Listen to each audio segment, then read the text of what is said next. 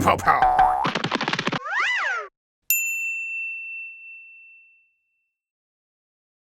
If Jesus was God, why did he have to die?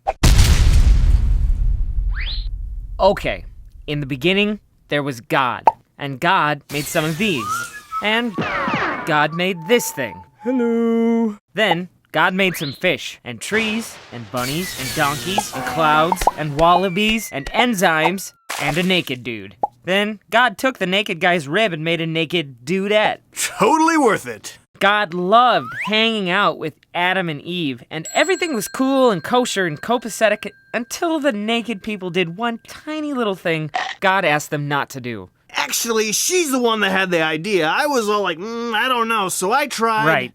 You both did it, that's the point. And sin snuck in and wrecked the whole thing. So, that was the end of the free lunch. It made hanging out with God a lot tougher, and it really cut into naked time. Aww.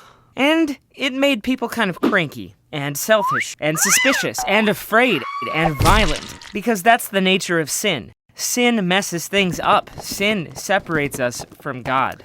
You're different than I, therefore you're a jerk. Oh, yeah? Well, I'm slightly afraid of you, but I'm covering it up by yelling really loud. What do you think of that, mister? I think you're a nincompoop. Your mom is. Hey, you're both joint faces. Now get out of the road. I'm working here. Sin also brought death into the world.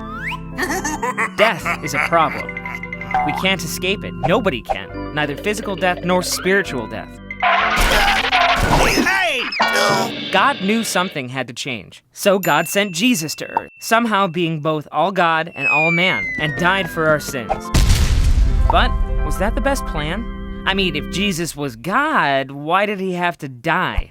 Well, let's be honest. God didn't have to do anything. The whole of creation might have been made very differently, or not at all. The universe, the stars, the planets, God could have done anything. The way cells work, this whole carbon-based thing, everything could have been different. Even the way we look.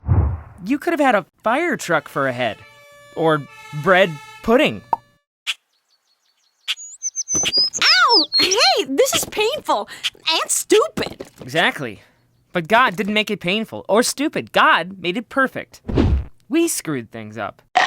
So God made another decision, sending the Son to take on human flesh, to take on human life, to experience life the way we experience it, in all its painful, joyful mortality. You have questionable heredity. Dumb, stupid, stupid.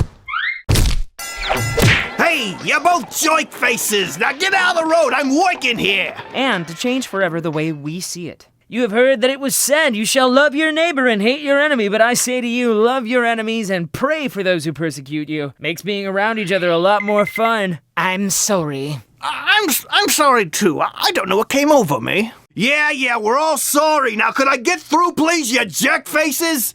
I mean that in complete love. And Jesus took on death, to experience death, and ultimately, what's up? To defeat death, physically and spiritually. So why did God do this? Well, Christians believe it's because God wanted to get back to this. Not the naked part, necessarily, but the hanging out part, the loving part, the perfect unity part, the good stuff. But with sin and death in the picture, that just wasn't going to happen. God could have forgiven human sin in many ways, but God chose to experience death, and through the cross, Jesus defeated death and brought us back into life, reuniting us with God. In fact, Jesus said, I came so that you would have life, and have it abundantly.